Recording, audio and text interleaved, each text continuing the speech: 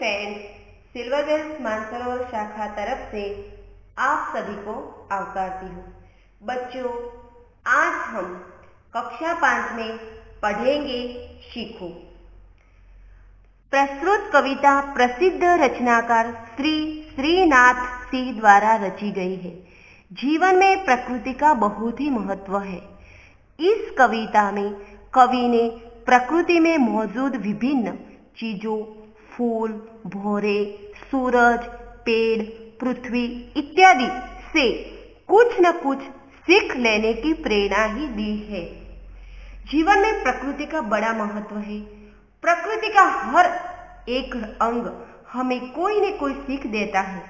इस कविता में फूल, भौरा, सूरज, पेड़, हवा इत्यादि से मिलने वाली सीख के बारे में बताया गया है। फूलों से नित हंसना सीखो, भौरों से नित गाना। कवि कहता है, फूलों से सदा हंसते रहना सीखो, भौरों से हमेशा गाते रहना सीखो। तरु की झुकी डालियों से नित सीखो शीश झुकाना। पेड़ की झुकी हुई डालियों से हमेशा सिर झुकाकर जीना એટલે કે नम्रता रखना सीखो। शीश झुकाना એટલે विनम्र होना। सीख हवा के झोंकों से लो, कोमल भाव बढ़ाना। कोमल भाव बढ़ाना એટલે सुंदर विचार प्रकट करना।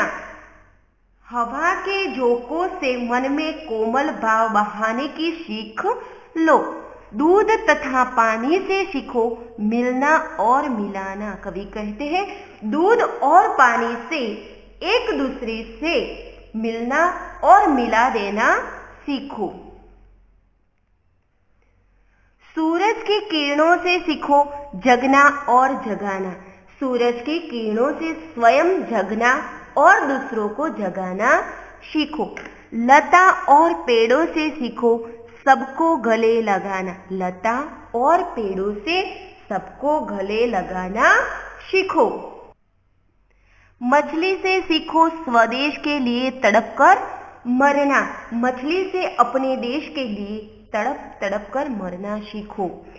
पतझड़ के पेड़ों से सीखो दुख में धीरज रखना। पतझड़ के पेड़ों से दुख में धीरज धरना सीखो। दीपक से सीखो जितना हो सके अंधेरा हरना। जितना हो सके उतना अंधेरा दूर करना। अंधेरा मीन्स के अज्ञान दूर करना तुम दीपक से सीखो। पृथ्वी से सीखो प्राणी की सच्ची सेवा करना।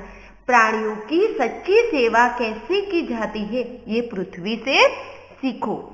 जलधारा से सीखो आगे जीवन पथ में बढ़ना। पानी की बहती हुई धारा से जीवन के मार्ग में हमेशा आगे बढ़ना सीखो। और धुएं से सीखो हरदम ऊंचे ही पर चढ़ना। धुएं से सीखो कि जीवन में हमेशा उन्नति कैसे की जाए। ऊंचे चढ़ना એટલે ઉન્નતિ करना। બાળકો ફરીથી એકવાર ગુજરાતીમાં સમજાવી દઉં। फूलों से नित हंसना सीखो, भौरों से नित गाना। तरु की झुकी डालियों से नित सीखो शीश झुकाना। कवि कहे છે કે ફૂલો પાસેથી હંમેશા હસતા રહેવાનું શીખો।